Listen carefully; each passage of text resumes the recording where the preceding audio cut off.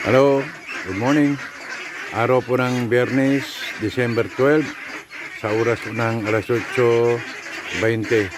Nandito po tayo sa ating mini farm, dito po sa May Dato Binasing.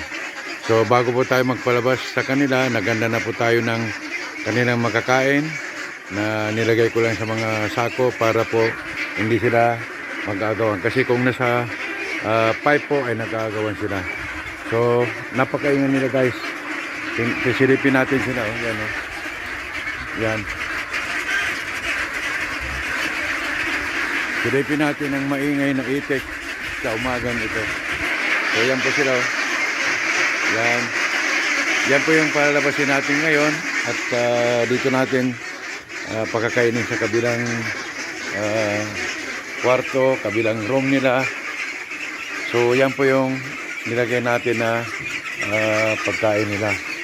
So, dito sa kabila, ito naman po yung sumunod sa kanila na may mga malaki na rin yung boses at nilagyan din natin ang kanilang makakain dyan. So, nilagay din po natin sa isang sako o kaya mga plastic ng bigas para po sabay-sabay silang kakain at hindi mag-agawan. So, let's go guys at palabasin na natin yung mga ating itik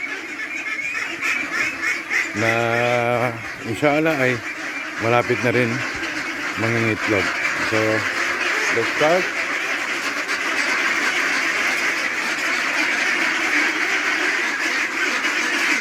Yan, ayun o, yun, nagagawan sila.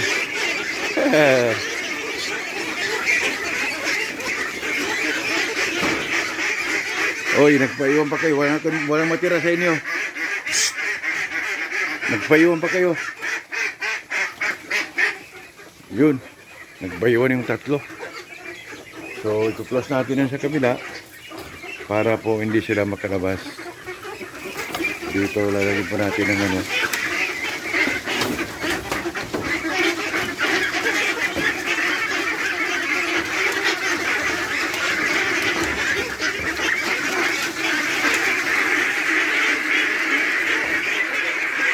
Tuloy po tayo sa kabila.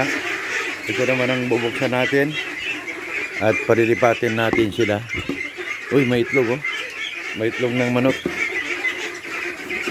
May manok na pumunta dito. Dito ng itlog.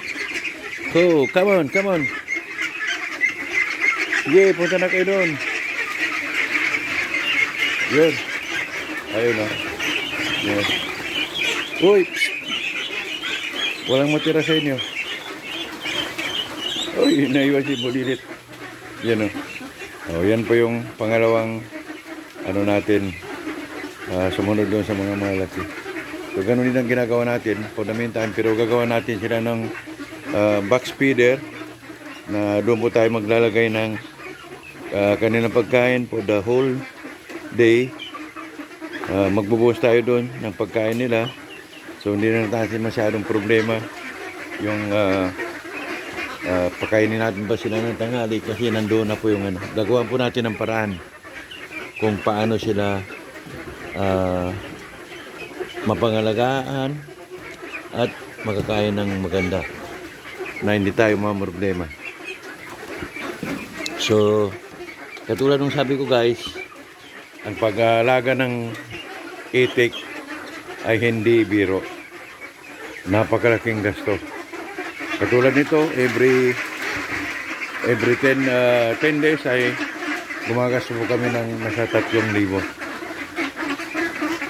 Kasama na yung ano, hindi pa yun purong feeds. So, inahaluan po natin yun. So, yan po guys, ang ating video for today.